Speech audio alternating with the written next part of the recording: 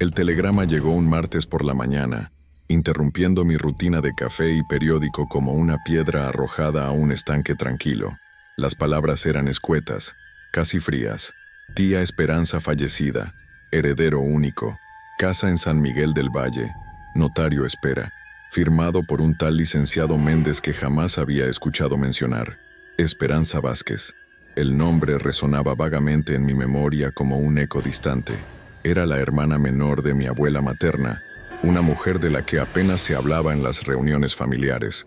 Cuando era niño, había escuchado susurros sobre ella en las conversaciones de los adultos, frases cortadas cuando notaban mi presencia, la que se fue al pueblo. Nunca se casó, siempre fue particular. Ahora, a los 35 años, me encontraba siendo su único heredero, lo cual me parecía tan improbable como ganar la lotería sin haber comprado un boleto. El viaje a San Miguel del Valle tomó 4 horas en autobús, serpenteando por carreteras de montaña que parecían haber sido olvidadas por el tiempo. El pueblo emergió entre la niebla como algo salido de una postal antigua, calles empedradas, casas coloniales con balcones de hierro forjado, una plaza central dominada por una iglesia de campanario alto.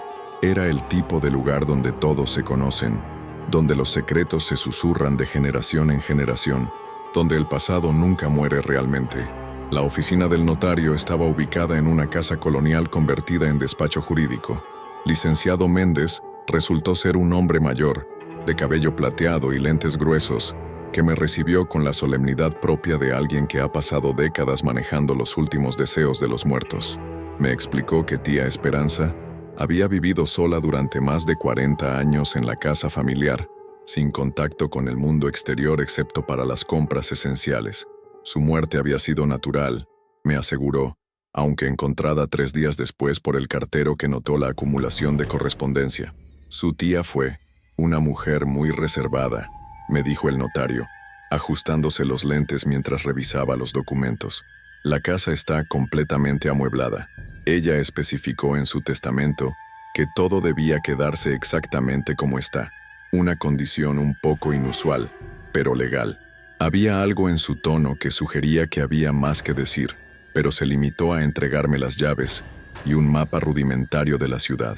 La casa estaba ubicada en las afueras del pueblo, al final de una calle serpenteante bordeada de árboles centenarios. Era una construcción de 2 pisos de estilo colonial, con muros gruesos de adobe pintados de amarillo deslavado y ventanas protegidas por rejas de hierro negro. Un jardín salvaje la rodeaba, donde las plantas parecían haber crecido sin control durante años, creando un laberinto verde que ocultaba parcialmente la fachada. La puerta principal era de madera maciza, tallada con motivos florales que el tiempo había suavizado hasta convertirlos en formas abstractas. Al insertar la llave en la cerradura, sentí un escalofrío que atribuía al aire fresco de la montaña. La puerta se abrió con un gemido prolongado que resonó en el interior silencioso. El aire que escapó de la casa llevaba un aroma extraño, una mezcla de lavanda, cera vieja y algo más que no logré identificar, algo ligeramente dulzón y perturbador. Entré lentamente, mis pasos resonando en el piso de baldosas de barro. La sala de estar se abría directamente desde la entrada, un espacio amplio dominado por muebles antiguos cubiertos con telas bordadas. Las paredes estaban decoradas con cuadros de paisajes bucólicos y retratos de personas que asumí eran antepasados familiares. Todo parecía preservado en el tiempo, como si hubiera entrado a un museo doméstico. Fue entonces cuando lo vi. En el centro de una mesa auxiliar de caoba, junto a la ventana principal, descansaba una figura de gato. No era una escultura ordinaria. Estaba elaborada con tal nivel de detalle que por un momento pensé que era un animal real dormido. El gato estaba sentado en posición alerta, con la cola enrollada alrededor de las patas delanteras, la cabeza ligeramente ladeada como si estuviera escuchando algo. Su pelaje, que parecía ser de cera modelada, mostraba cada pelo individual, cada matiz de color desde el negro profundo hasta tonos grises plateados. Pero lo que más me impresionó fueron los ojos. 2 esferas de vidrio tan realistas que parecían húmedas, con pupilas que reflejaban la luz de manera inquietante. Me acerqué a examinarlo más de cerca. La artesanía era extraordinaria. pero había algo en la perfección misma de la pieza que me generaba una sensación de incomodidad. Los bigotes parecían reales. Las almohadillas de las patas mostraban cada arruga y textura. Era demasiado perfecto, demasiado real para ser simplemente una obra de arte. Continué explorando la casa, encontrando habitaciones llenas de muebles antiguos, libros empolvados y objetos curiosos. En la cocina había conservas caseras con fechas de varios años atrás. El dormitorio principal conservaba aún la marca en la cama donde había dormido tía Esperanza, y sobre la cómoda había fotografías familiares que reconocí de mi propia infancia. Sin embargo, era notable la ausencia total de cualquier animal vivo. No había comederos, juguetes para mascotas, o cualquier indicio de que algún animal hubiera habitado la casa. Mientras el sol comenzaba a ponerse, decidí quedarme esa primera noche para evaluar mejor la propiedad. Encontré sábanas limpias en el armario de lino y preparé la cama de huéspedes. La casa parecía sólida y bien mantenida, aunque había una cualidad en el silencio que me resultaba opresiva.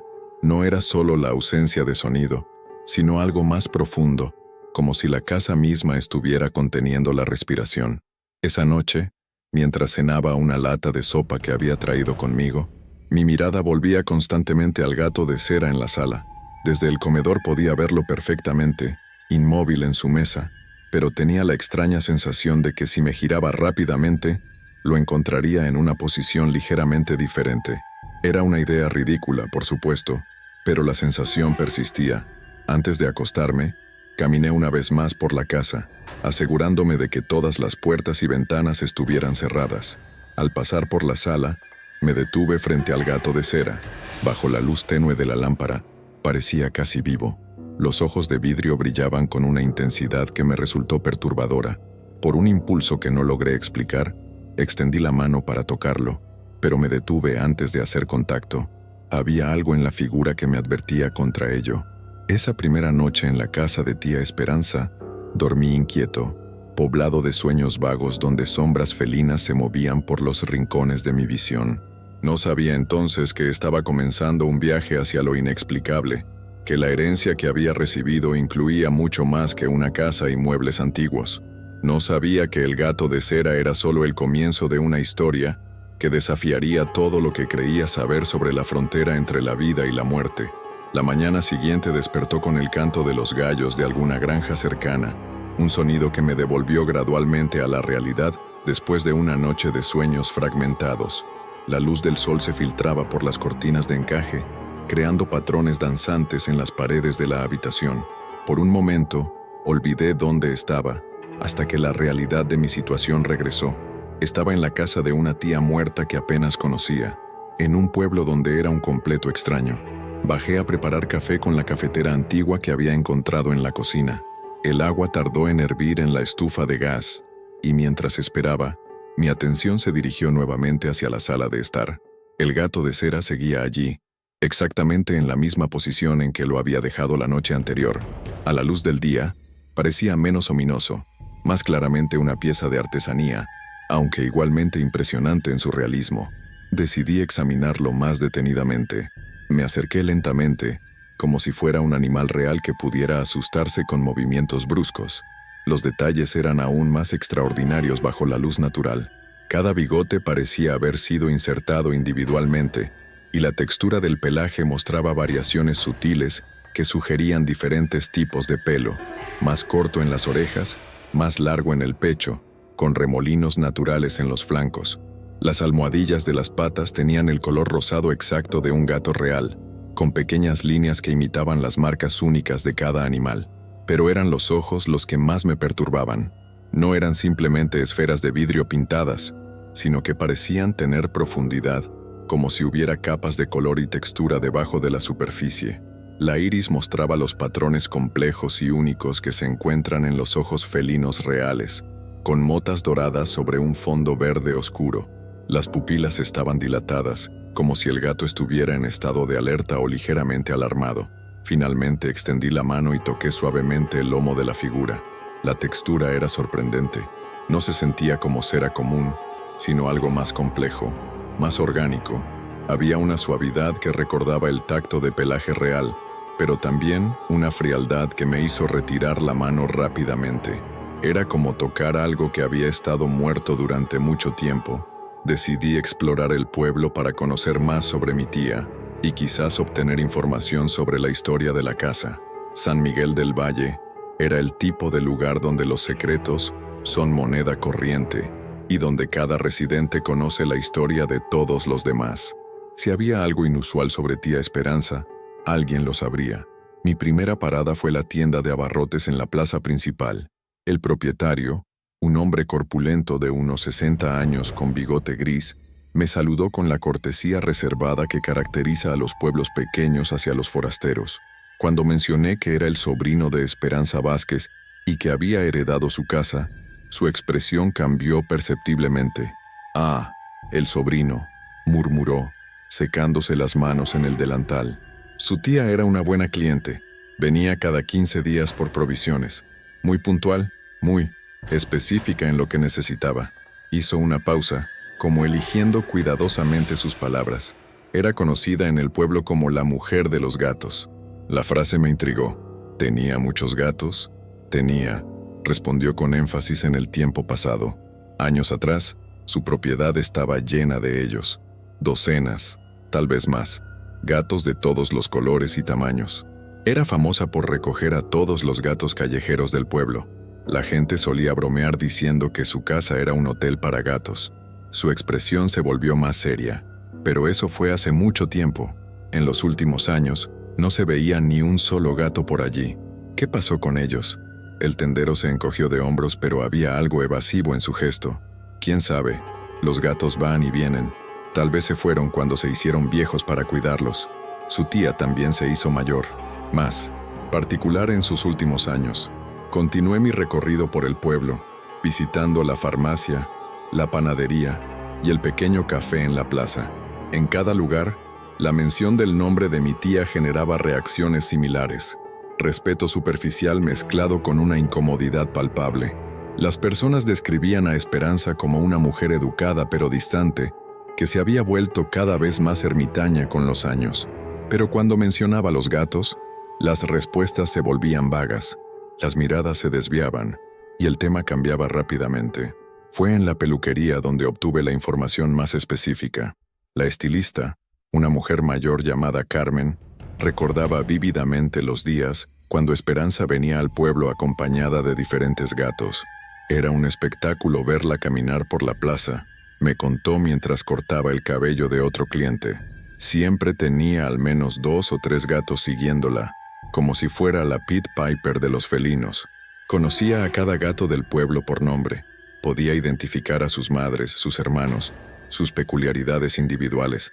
Era como una enciclopedia viviente de gatos. ¿Y qué pasó con ellos? Carmen intercambió una mirada significativa con su cliente antes de responder. Simplemente desaparecieron, uno por uno, durante varios años. Al principio pensamos que se habían ido a otros lugares, como hacen los gatos, pero era extraño que todos sus favoritos, los que la seguían religiosamente, simplemente se esfumaran. Bajó la voz. Algunos en el pueblo comenzaron a especular que tal vez lo sabía. Bueno, que tal vez había encontrado una forma de mantenerlos cerca para siempre. Esa tarde regresé a la casa con más preguntas que respuestas. La información sobre los gatos desaparecidos me había dejado con una sensación de inquietud que no podía sacudir. Mientras preparaba una cena simple, no podía evitar pensar en el gato de cera en la sala. Su perfección, su realismo inquietante, comenzaba a tomar un nuevo significado a la luz de lo que había escuchado en el pueblo. Esa noche, mientras leía un libro que había encontrado en la biblioteca de tía Esperanza, comencé a escuchar sonidos sutiles provenientes de la sala de estar. Al principio pensé que podrían ser los settling sounds normales de una casa vieja, madera expandiéndose y contrayéndose, tuberías ajustándose, pero había algo en estos sonidos que era diferente, más orgánico. Eran sonidos suaves, como un roce delicado contra la madera, un deslizamiento casi imperceptible.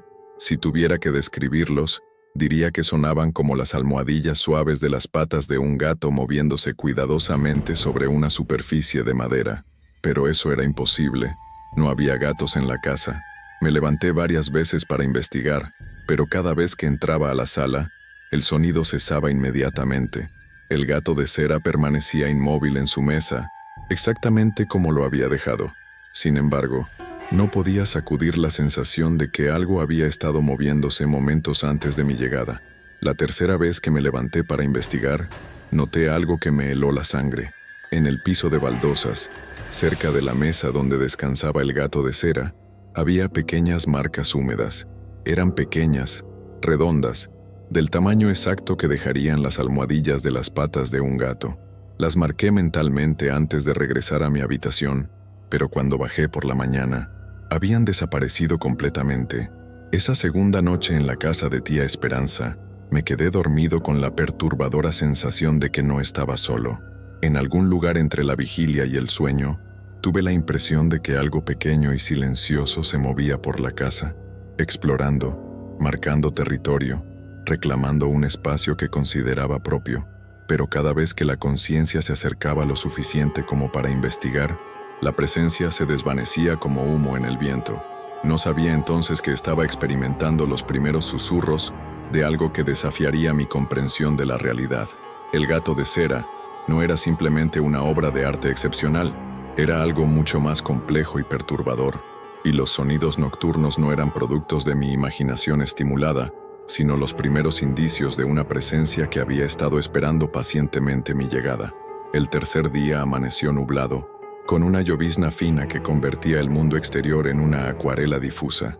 Había dormido mal otra vez, poblado de sueños donde sombras felinas se deslizaban por los bordes de mi visión. Al bajar a la cocina para preparar el desayuno, algo me hizo detenerme en seco al pasar por la sala de estar. El gato de cera había cambiado de posición. No era un cambio dramático, pero era innegable. La noche anterior, recordaba claramente que el gato estaba sentado con la cabeza ligeramente ladeada hacia la derecha, mirando en dirección a la ventana. Ahora estaba mirando directamente hacia la entrada de la sala, hacia donde yo me encontraba parado. Su postura seguía siendo la misma, sentado, con la cola enrollada alrededor de las patas delanteras, pero la orientación había cambiado completamente. Me acerqué lentamente, mi corazón latiendo un poco más rápido. Examiné la figura desde todos los ángulos, buscando alguna explicación lógica.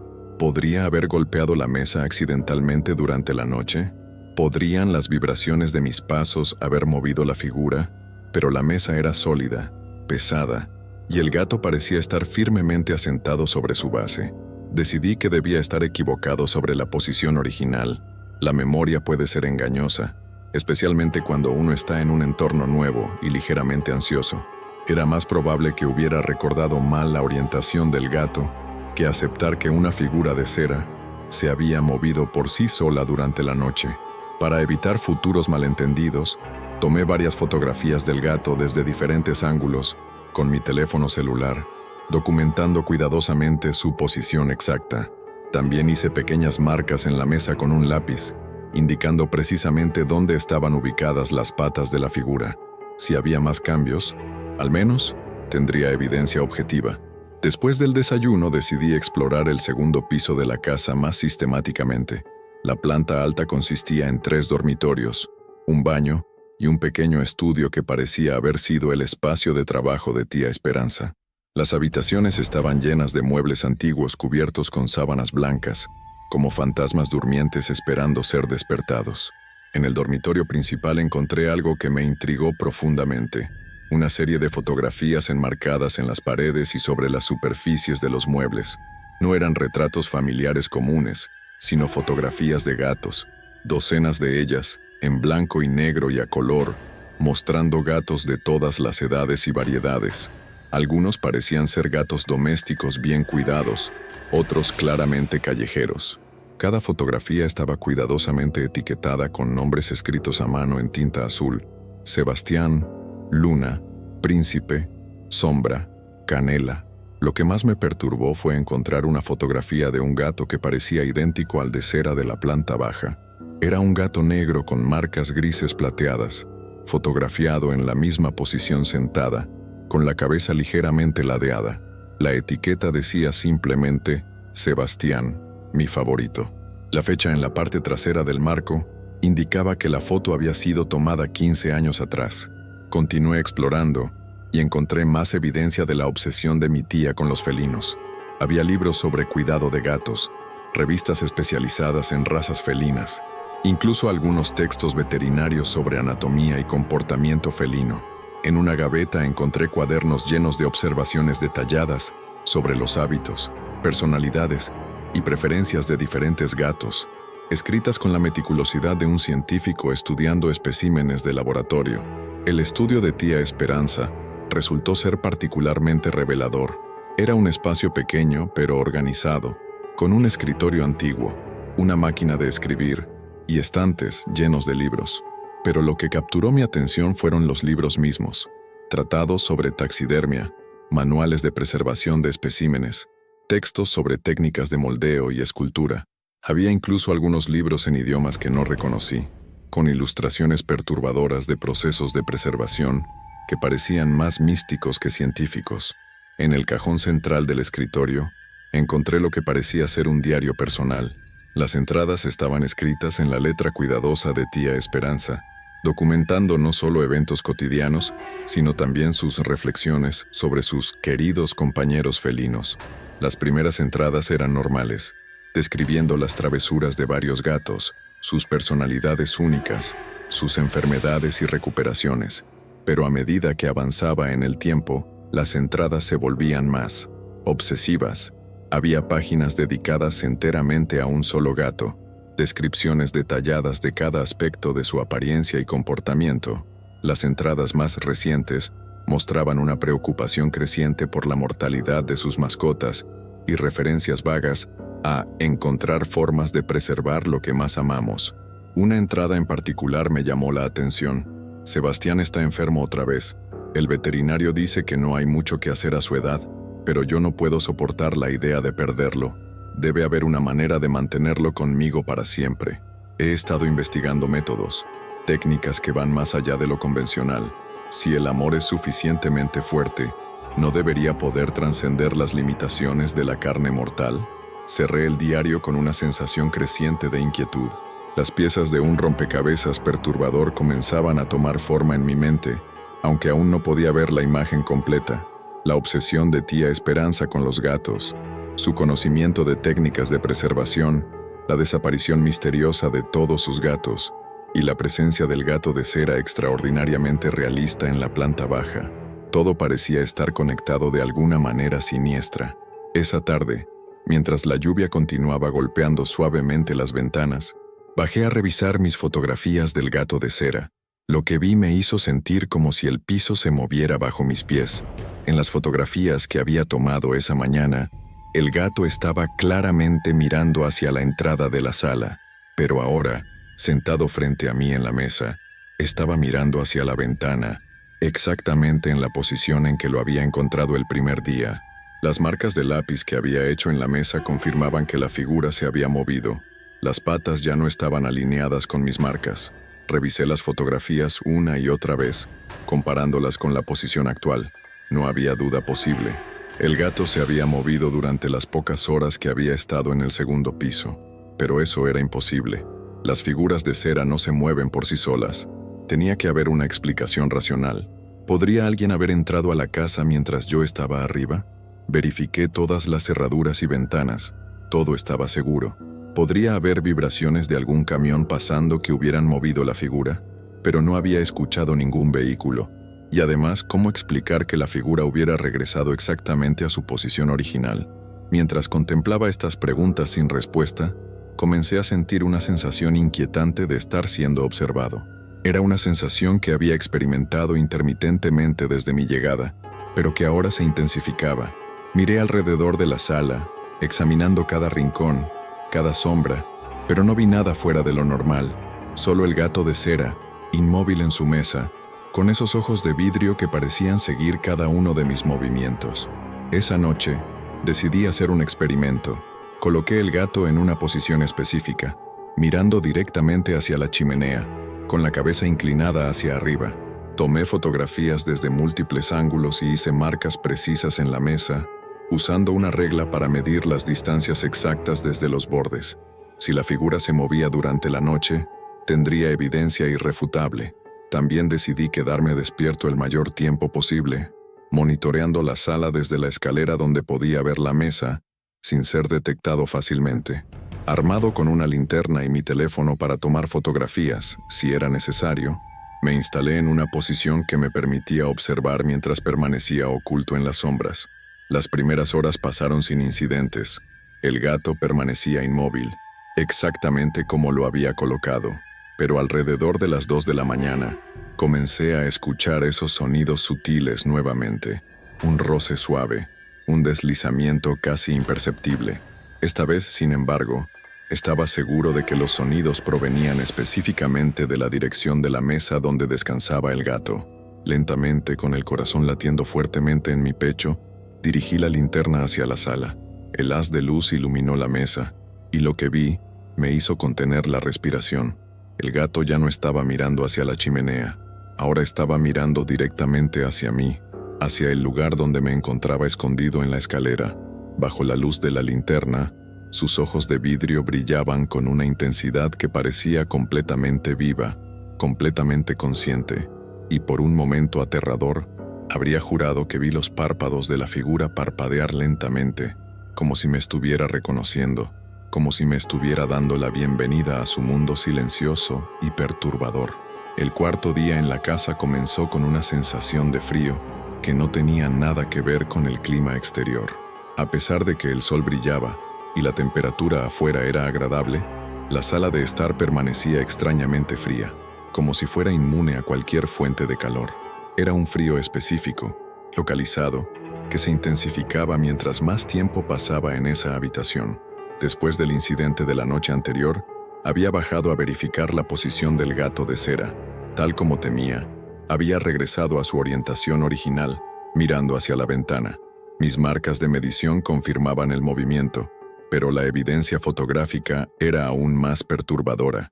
En la última foto que había tomado durante mi vigilia nocturna, el gato aparecía claramente mirando hacia la cámara, con una expresión que parecía casi consciente. Decidí investigar el fenómeno de la temperatura de manera más sistemática. Usando un termómetro que encontré en la cocina, comencé a tomar mediciones en diferentes partes de la casa. El resultado fue desconcertante. Mientras que el resto de la casa mantenía una temperatura normal de aproximadamente 22 grados Celsius, la sala de estar oscilaba entre 12 y 15 grados, una diferencia significativa que no tenía explicación aparente. Lo más extraño era que el frío parecía irradiar desde un punto específico, la mesa donde descansaba el gato de cera.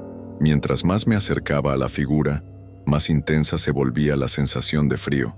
Cuando finalmente me atreví a tocar el gato nuevamente, la temperatura de la cera era absolutamente helada, como si hubiera estado en un congelador durante horas.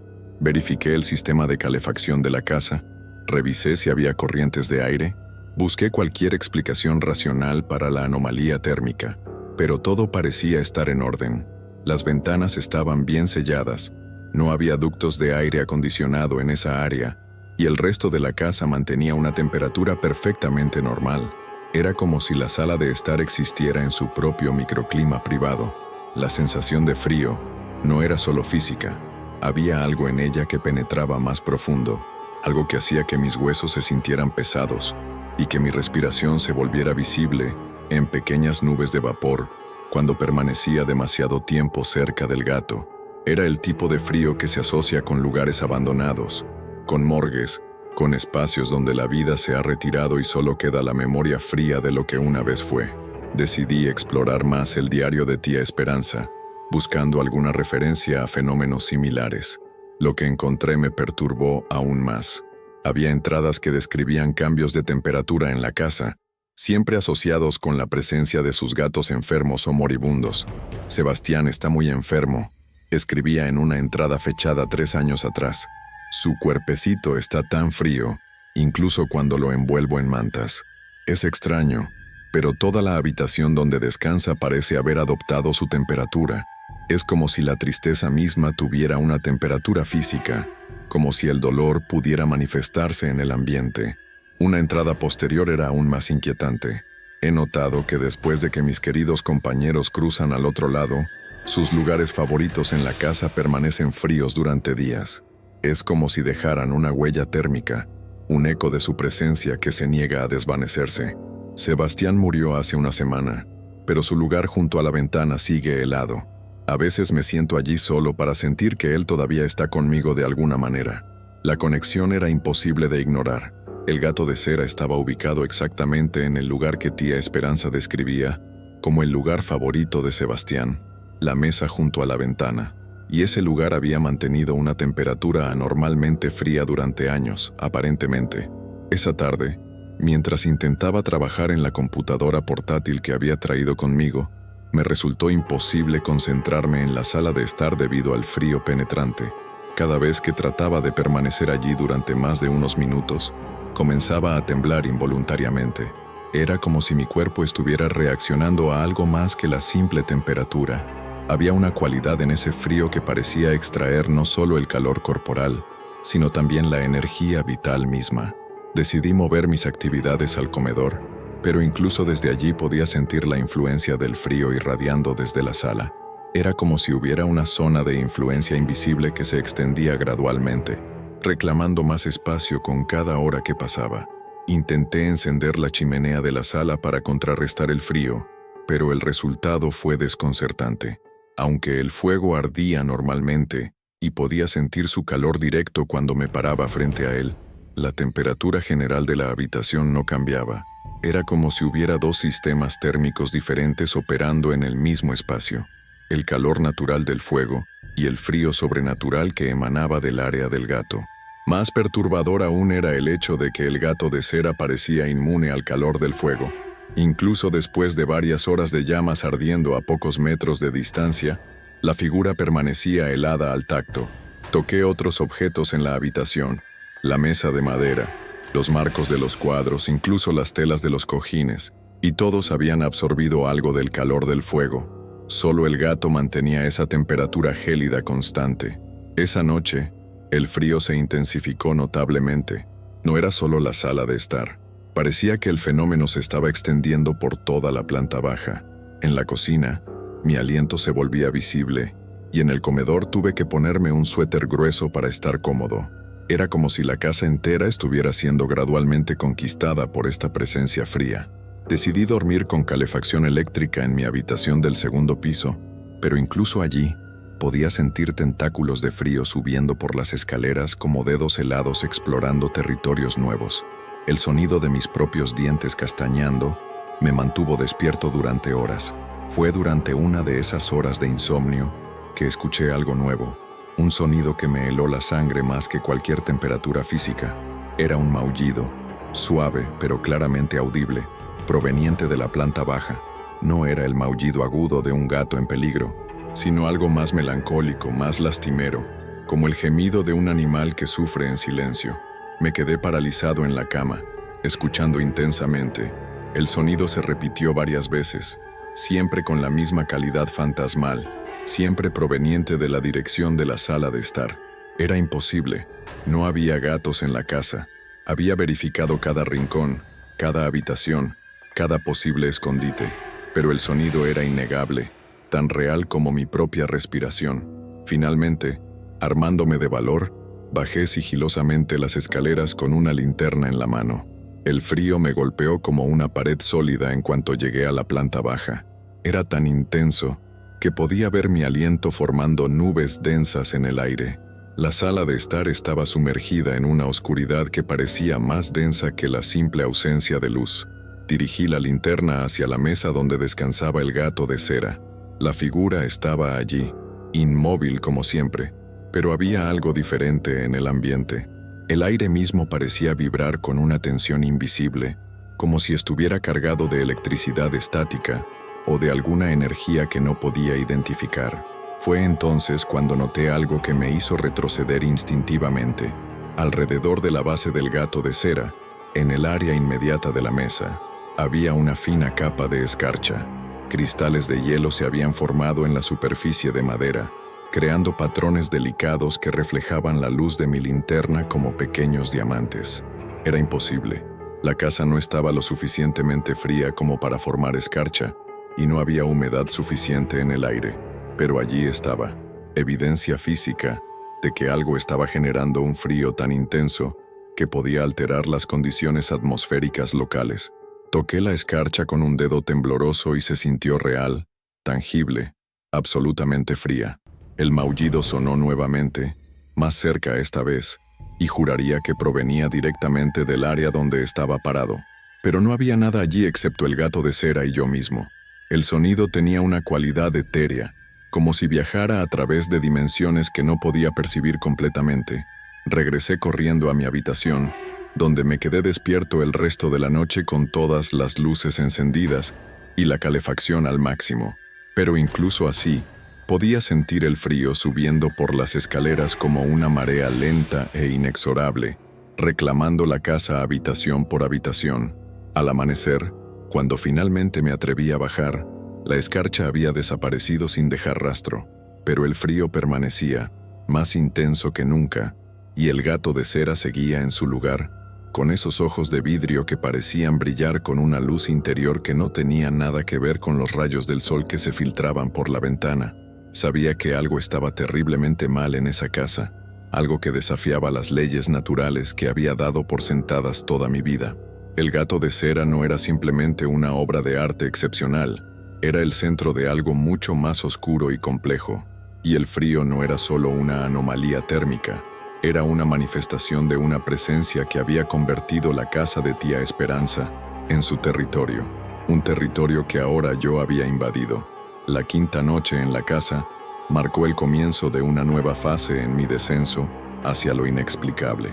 Si los cambios de posición del gato y las anomalías de temperatura habían sembrado semillas de duda en mi mente racional, los sonidos que comenzaron esa noche las regaron hasta convertirlas en un bosque de terror que amenazaba con consumir mi cordura.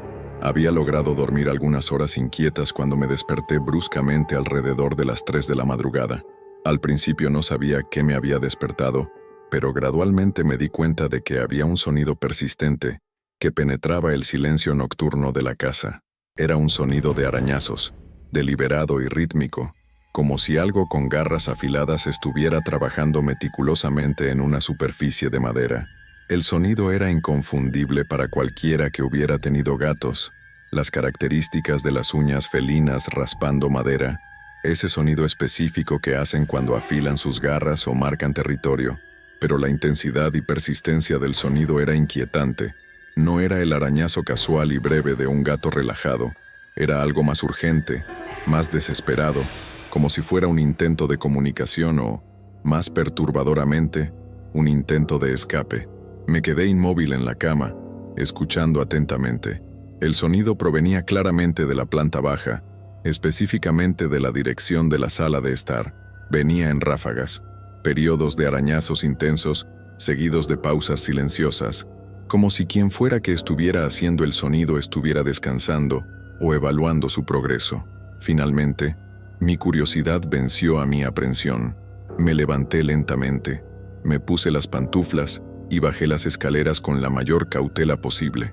El frío me golpeó inmediatamente al llegar a la planta baja, más intenso que nunca. Mi aliento formaba nubes densas y podía sentir el frío penetrando a través de mi pijama y mi bata. El sonido de arañazos se hizo más claro mientras me acercaba a la sala de estar. Era definitivamente madera siendo raspada por algo afilado, con un ritmo que sugería propósito e inteligencia. No era el arañazo aleatorio de un animal actuando por instinto. Había patrones en él, secuencias que casi parecían seguir algún tipo de código. Me detuve en el umbral de la sala, sin atreverme a entrar completamente. La habitación estaba sumergida en una oscuridad que parecía más densa que la simple ausencia de luz, como si las sombras mismas fueran más sustanciales aquí. El sonido continuaba, y ahora podía localizarlo con precisión. Venía del área donde estaba ubicada la mesa con el gato de cera. Encendí la linterna que había comenzado a llevar conmigo religiosamente durante mis exploraciones nocturnas. El haz de luz reveló la sala aparentemente normal, pero el sonido cesó instantáneamente, como si quien fuera que lo estuviera produciendo hubiera detectado mi presencia y decidido esperar. Me acerqué cuidadosamente a la mesa. El gato de cera estaba en su posición habitual, inmóvil, con esos ojos de vidrio que reflejaban la luz de mi linterna de manera inquietante. Pero cuando examiné la superficie de la mesa más de cerca, mi corazón se saltó un latido. Había marcas en la madera, marcas frescas, líneas paralelas grabadas en la superficie pulida de la mesa de caoba, exactamente del tipo que dejarían las garras de un gato. No eran marcas viejas o desgastadas, eran nuevas, con pequeñas astillas de madera aún adheridas a los bordes, como si hubieran sido hechas momentos antes. Examiné las marcas más de cerca con la linterna. Había múltiples conjuntos de ellas, algunos superficiales, otros más profundos. Estaban concentradas en el área inmediatamente alrededor de donde estaba ubicado el gato de cera, como si hubieran sido hechas por algo que estaba tratando de moverse desde esa posición exacta. Pero lo más perturbador era la naturaleza de las marcas. No eran aleatorias, había patrones en ellas. Algunas formaban líneas rectas, otras curvas, y algunas parecían formar formas que casi podrían interpretarse como letras o símbolos. Era como si algo hubiera estado tratando de escribir o comunicarse a través de estos arañazos. Toqué una de las marcas con mi dedo. Era real, tangible, indiscutiblemente física. No podía ser producto de mi imaginación o de algún estado alterado de conciencia. Algo con garras había estado arañando esa mesa durante la noche. Algo que había dejado evidencia física de su presencia. ¿Pero qué? No había gatos en la casa. Había verificado cada habitación, cada armario, cada posible escondite múltiples veces. Las puertas y ventanas estaban cerradas con llave. No había manera de que un animal externo hubiera entrado sin que me diera cuenta. El sonido comenzó nuevamente, súbitamente, haciéndome saltar. Esta vez estaba seguro de que provenía del área exacta donde me encontraba parado, del área inmediatamente alrededor del gato de cera. Pero no había nada allí que pudiera estar produciendo el sonido. Era como si el sonido estuviera siendo generado por la mesa misma, o por algo invisible que ocupaba el mismo espacio. Dirigí la linterna hacia el gato de cera, examinándolo más de cerca que nunca antes. Bajo la luz directa, pude ver detalles que no había notado anteriormente. Las garras de las patas delanteras eran extraordinariamente realistas, curvadas y afiladas como si fueran reales. Más perturbadoramente, parecían ligeramente extendidas, como si estuvieran listas para arañar. El sonido continuó durante varios minutos más mientras yo permanecía inmóvil, tratando de procesar lo que estaba experimentando. Era definitivamente el sonido de garras arañando madera, pero no podía ver nada que lo estuviera produciendo. Era como si fuera generado por una presencia invisible, algo que ocupaba el mismo espacio que el gato de cera, pero que existía en una dimensión ligeramente diferente. Finalmente, el sonido cesó abruptamente, dejando un silencio que parecía más intenso que antes. Regresé a mi habitación, pero supe que no dormiría más esa noche. Me quedé despierto hasta el amanecer, escuchando sonidos intermitentes de arañazos que parecían venir de diferentes partes de la casa, como si algo estuviera explorando, marcando territorio, estableciendo su presencia. Por la mañana, bajé inmediatamente a examinar la mesa en la luz del día. Las marcas estaban allí, más numerosas que la noche anterior. Había nuevos conjuntos de arañazos, algunos tan frescos que aún había astillas de madera suelta. Pero lo que más me perturbó fue descubrir que algunas de las marcas más profundas parecían formar patrones definidos. Usando una lupa que encontré en el estudio de tía Esperanza, examiné las marcas más cuidadosamente. Lo que vi me hizo sentir como si el suelo se moviera bajo mis pies. Algunas de las marcas, cuando se veían desde el ángulo correcto, parecían deletrear letras. Letras que, cuando se leían en secuencia, formaban una palabra: ayuda. Era imposible.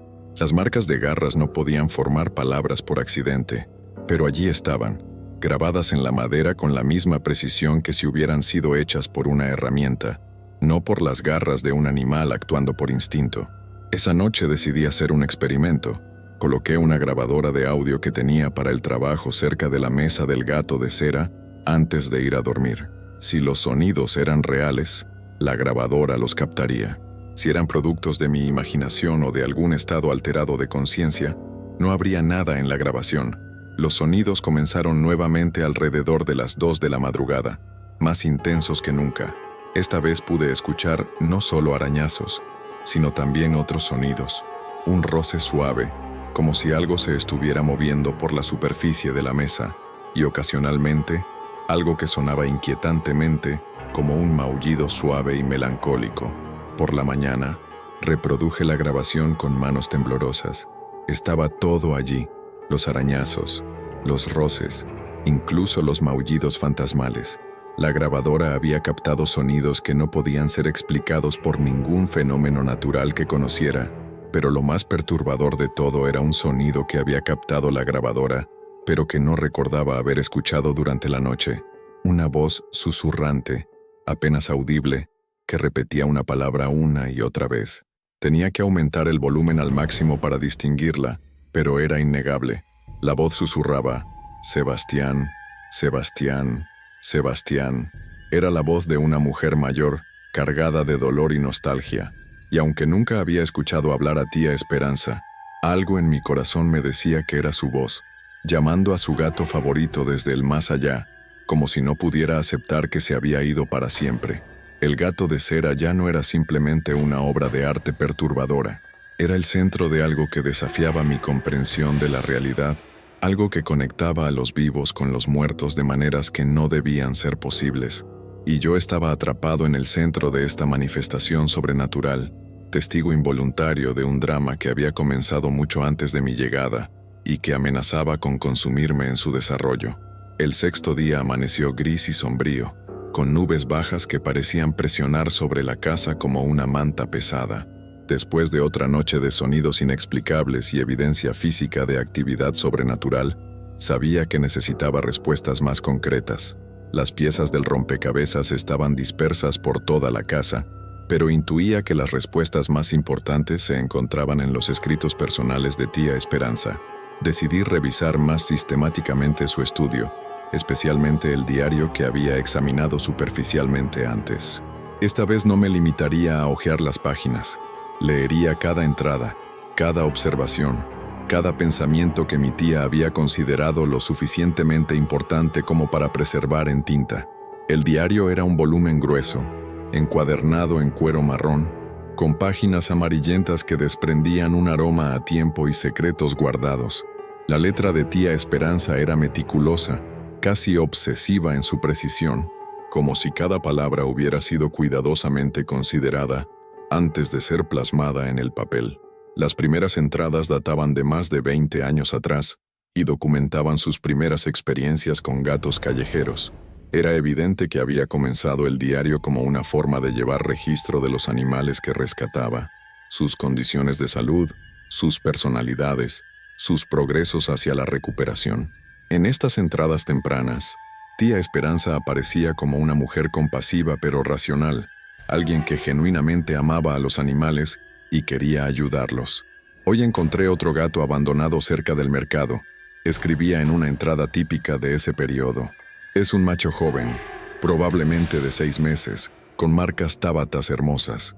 Está desnutrido pero no parece tener enfermedades graves. Lo llamaré Canelo por el color de sus marcas. Con paciencia y cuidado, estoy segura de que se recuperará completamente.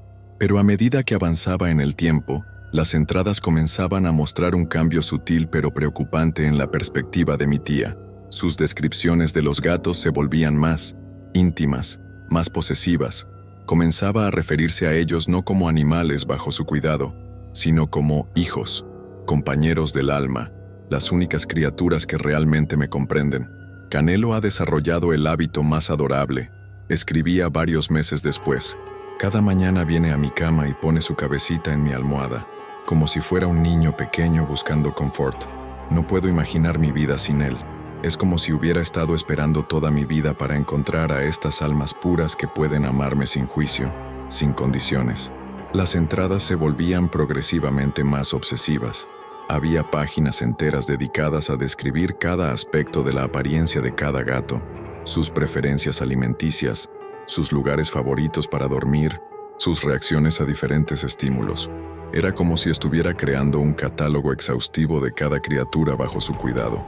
Pero fue cuando llegué a las entradas sobre Sebastián que la naturaleza verdaderamente perturbadora de la obsesión de tía Esperanza se hizo evidente. Hoy conocí al gato más hermoso que he visto jamás. Escribía en una entrada fechada 15 años atrás. Es un macho adulto, probablemente de 3 años, con pelaje negro y marcas plateadas que brillan como mercurio líquido bajo la luz.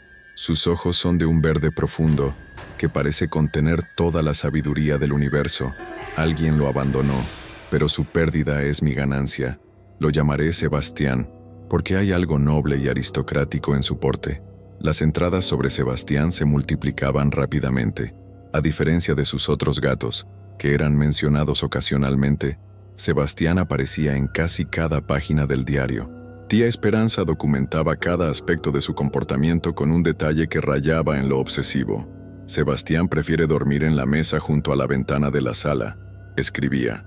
Le gusta la luz del sol de la mañana, y a menudo lo encuentro allí al amanecer, sentado en posición perfecta como una estatua viviente. Es como si fuera consciente de su propia belleza, y quisiera presentarse de la manera más elegante posible. Pero las entradas más perturbadoras comenzaron cuando Sebastián empezó a envejecer. La negación de tía Esperanza ante la mortalidad de su gato favorito se volvía cada vez más evidente en sus escritos. El veterinario dice que Sebastián está desarrollando problemas renales comunes en gatos de su edad, escribía con letra que traicionaba su agitación. Pero él no entiende lo especial que es Sebastián. No es un gato común, es un alma antigua, una presencia que trasciende las limitaciones físicas ordinarias. Debe haber una manera de preservar lo que es verdaderamente importante de él. Las entradas subsecuentes documentaban una investigación obsesiva sobre métodos de preservación. Tía Esperanza había comenzado a estudiar taxidermia, pero no el tipo convencional. Sus referencias se volvían cada vez más esotéricas, mencionando textos antiguos sobre preservación de esencias, técnicas místicas para capturar no solo la forma física, sino también el espíritu de un ser vivo.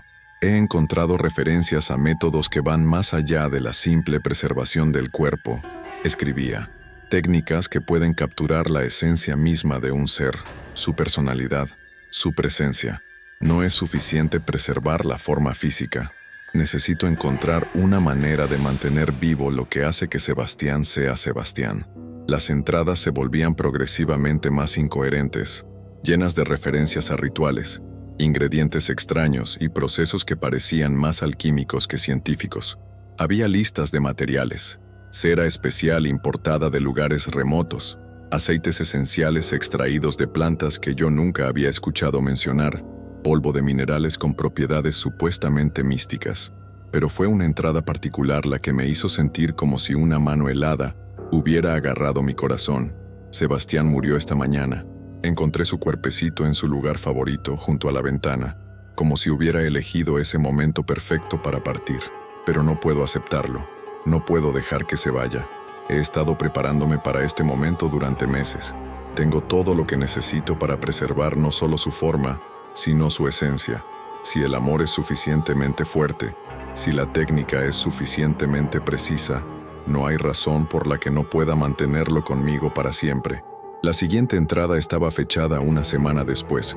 El proceso ha sido exitoso más allá de mis expectativas más salvajes. Sebastián está conmigo nuevamente, no como una simple figura preservada, sino como una presencia real. Puedo sentir su personalidad, su conciencia, contenida dentro de la forma que he creado. Durante las noches, puedo escucharlo moverse, explorar, marcar su territorio como siempre lo hizo. El frío que emana de él es la evidencia de que su esencia está realmente presente, que no es simplemente un cadáver preservado, sino algo mucho más complejo y maravilloso. Las entradas posteriores documentaban el comportamiento de lo que tía Esperanza se refería como Sebastián preservado. Describía sonidos nocturnos, cambios de posición, incluso interacciones directas con la figura.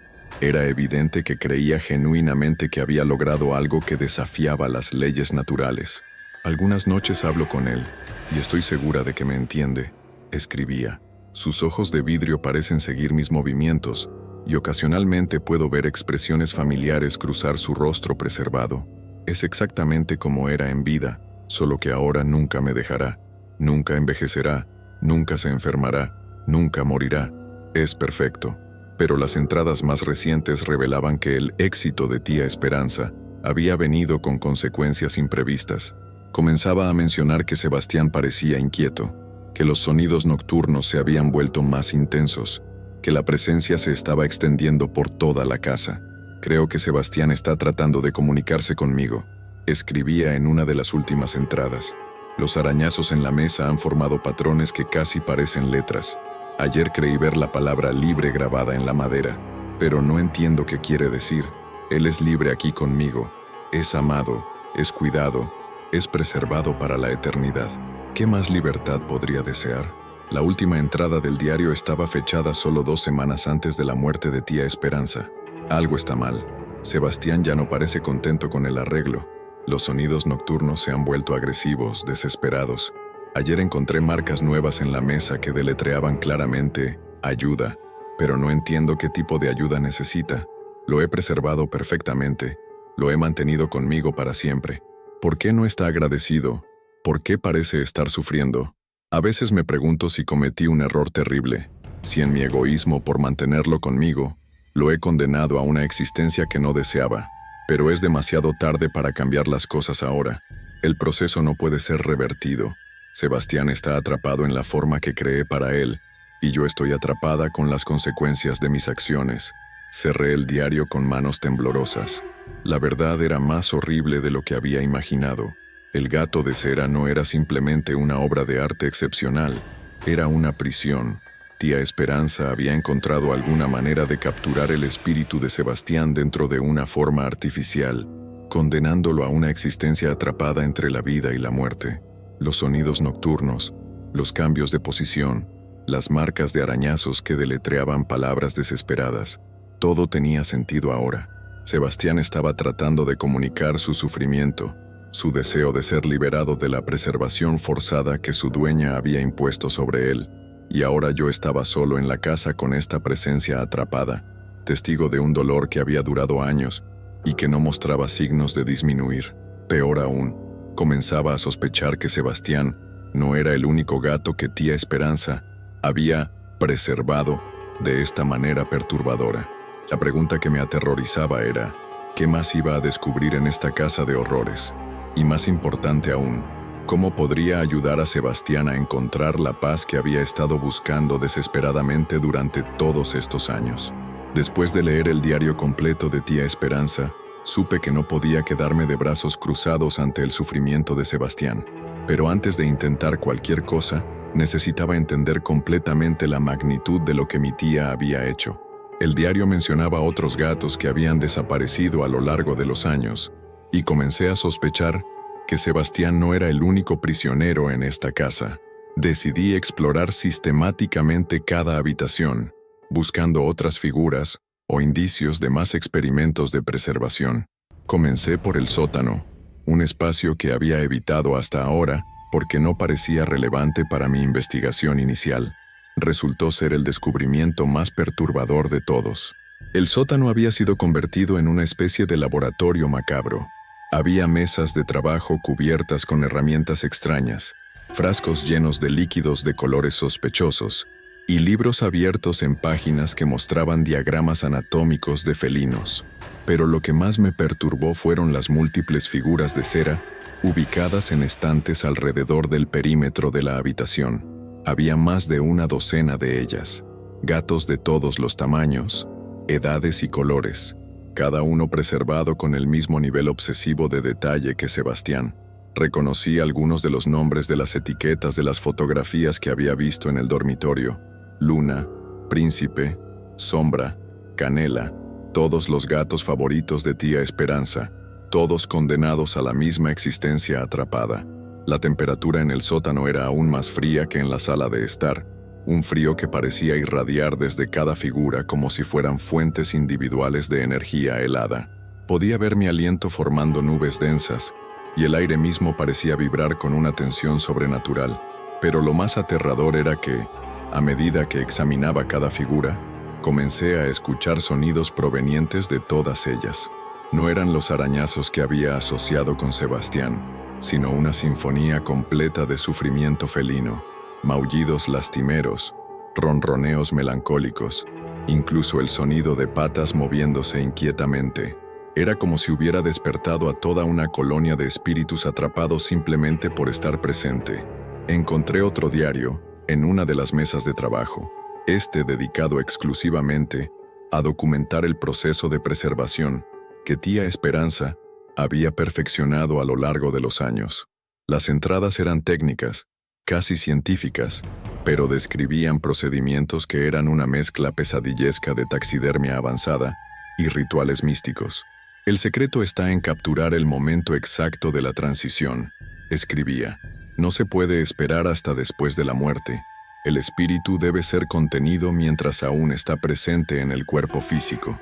El proceso requiere preparación extensa. La cera debe ser tratada con aceites específicos que actúan como conductores espirituales, y el moldeado debe realizarse siguiendo patrones que corresponden a los puntos de energía felina. Había diagramas detallados que mostraban estos puntos de energía, mapas del cuerpo felino marcados con símbolos que no reconocí, pero que claramente tenían algún significado ritual para mi tía. Las instrucciones eran específicas hasta el punto de lo obsesivo: temperaturas exactas para los aceites, fases lunares óptimas para el proceso, incluso mantras específicos que debían recitarse durante el procedimiento. La preservación exitosa resulta en una figura que mantiene no solo la apariencia física del animal, sino también su esencia espiritual, continuaba el diario técnico. La presencia será evidente por la emanación de frío, los sonidos nocturnos y ocasionalmente movimientos físicos menores. Estos no son efectos secundarios, sino confirmaciones de que el proceso ha sido exitoso. Lo que más me perturbó fueron las notas sobre las complicaciones del proceso. Tía Esperanza había documentado cuidadosamente los casos donde las preservaciones habían resultado en presencias agresivas o inestables. Algunos sujetos no aceptan bien la transición, escribía. Muestran signos de resistencia, intentos de escape, comunicación agresiva, manifestaciones de dolor emocional.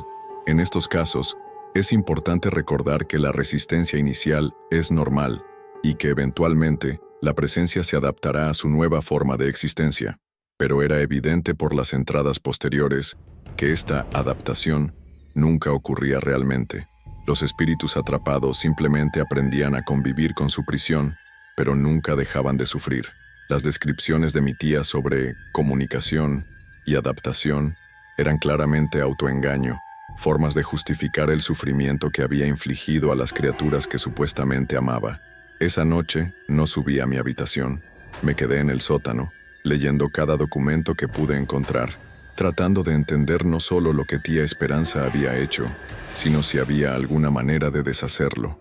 Debía haber una forma de liberar a estos espíritus atrapados, de darles la paz que habían estado buscando durante años. Los sonidos a mi alrededor se intensificaron a medida que avanzaba la noche. Era como si las presencias sintieran mi intención de ayudarlos y estuvieran tratando de comunicarse conmigo con mayor urgencia. Los maullidos se volvieron más claros, más definidos, y ocasionalmente podía distinguir lo que sonaban como palabras susurradas en medio del coro fantasmal.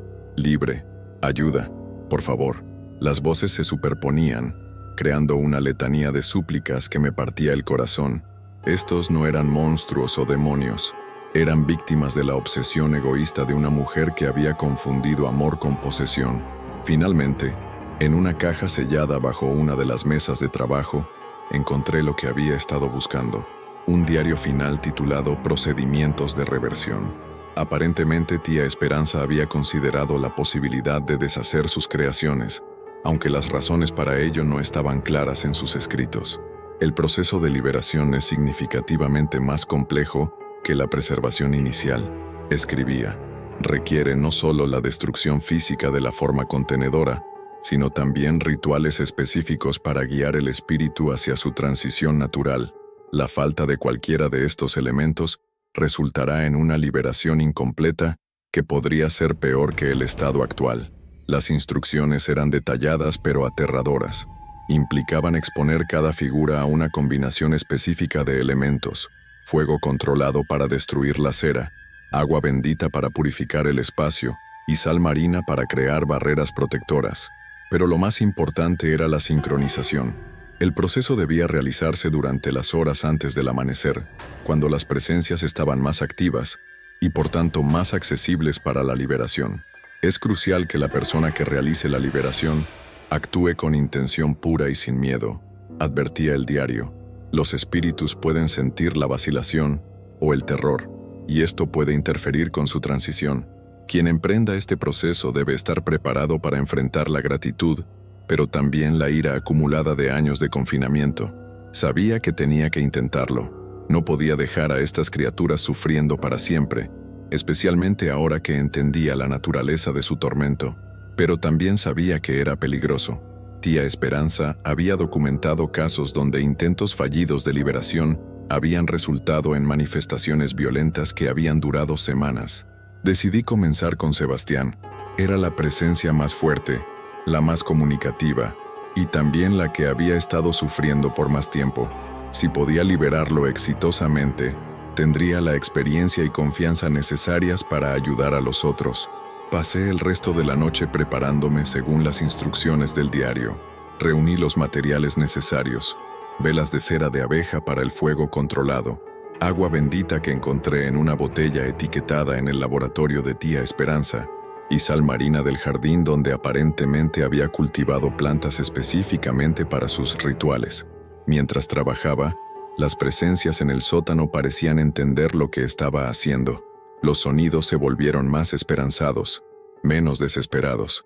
Era como si después de años de sufrimiento silencioso, finalmente alguien había venido que entendía su situación y estaba dispuesto a ayudarlos. Cuando las primeras luces del amanecer comenzaron a filtrarse por las pequeñas ventanas del sótano, supe que era hora de actuar. Llevé cuidadosamente la figura de Sebastián desde la sala de estar hasta el sótano, colocándola en el centro de un círculo de sal marina que había preparado según las instrucciones. El frío que emanaba de la figura era ahora tan intenso que podía ver escarcha formándose en mis manos mientras la manipulaba. Los ojos de vidrio parecían más vivos que nunca, siguiendo cada uno de mis movimientos con una intensidad que era tanto esperanzada como ligeramente aterradora. Encendí las velas de cera de abeja alrededor del círculo, creando un anillo de luz dorada que contrastaba extrañamente con el frío sobrenatural que llenaba el espacio. El aire mismo parecía vibrar con energía, como si las dimensiones entre la vida y la muerte se estuvieran adelgazando.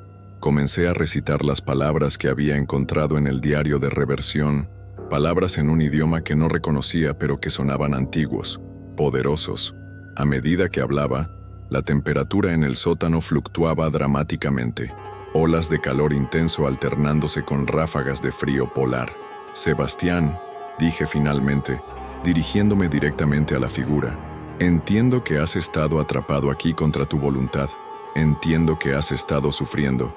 He venido para liberarte, para permitirte encontrar la paz que mereces». La respuesta fue inmediata e intensa.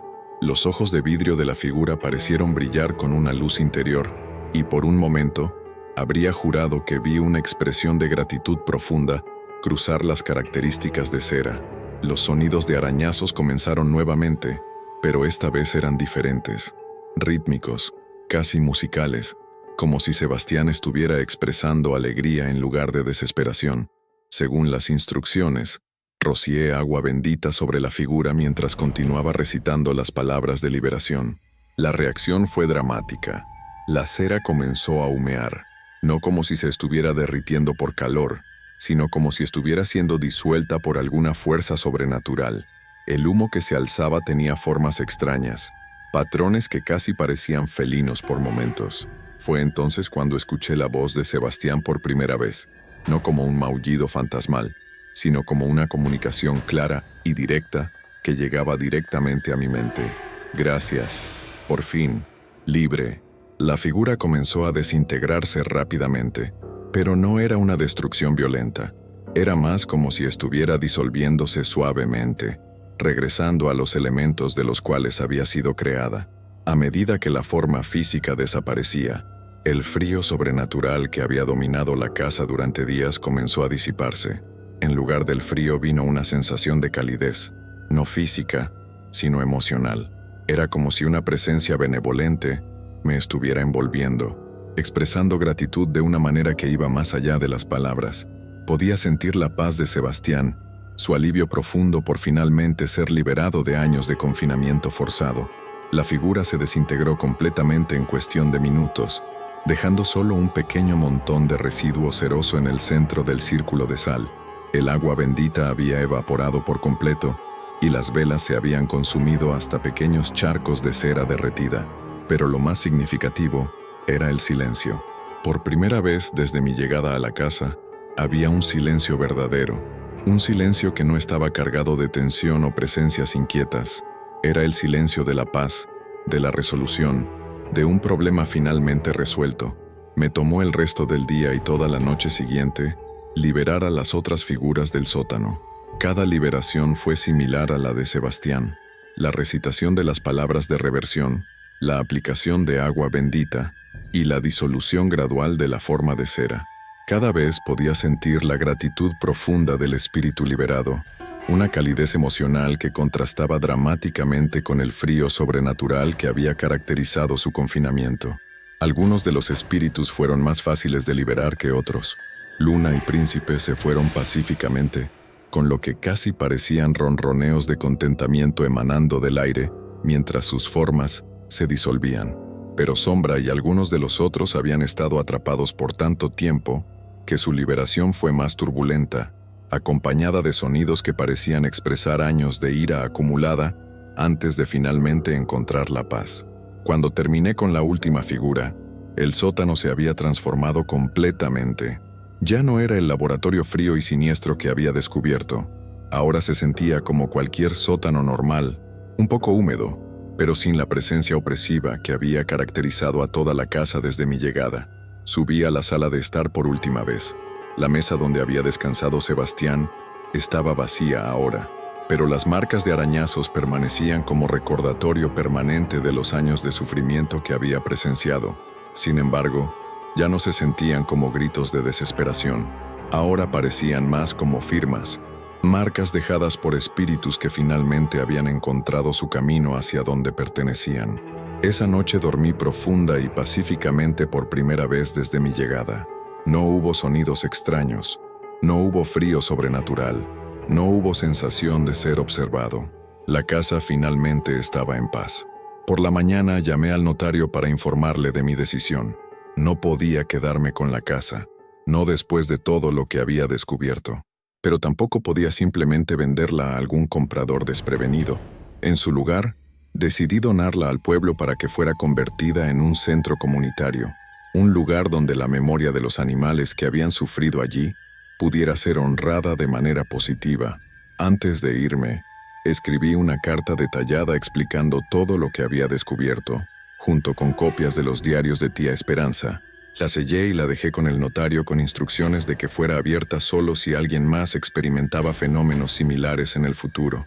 Era mi manera de asegurarme de que si algo como esto volvía a suceder, la próxima persona tendría las herramientas necesarias para resolverlo. También destruí completamente el laboratorio del sótano, quemando todos los libros de rituales y destruyendo las herramientas que tía Esperanza había usado para sus experimentos macabros.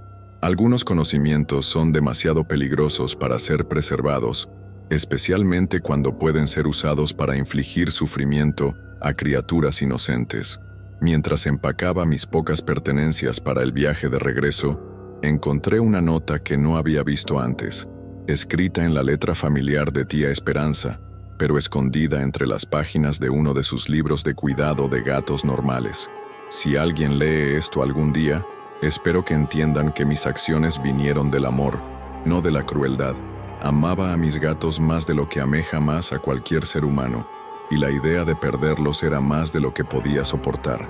Sé que lo que hice fue egoísta, que condené a las criaturas que amaba a una existencia que no deseaban.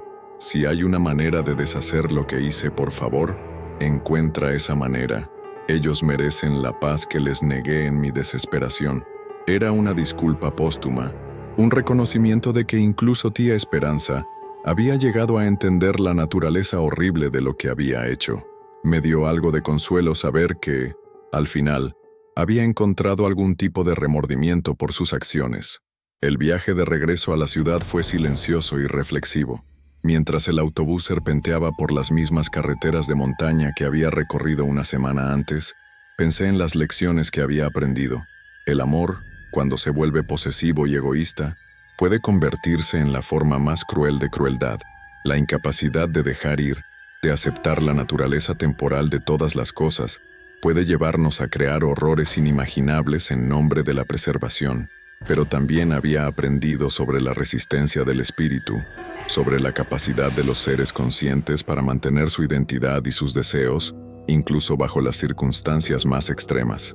Sebastián y los otros gatos nunca habían dejado de ser ellos mismos, nunca habían dejado de luchar por su libertad, incluso después de años de confinamiento. Nunca volví a San Miguel del Valle, pero ocasionalmente recibo cartas del notario informándome sobre el progreso del centro comunitario.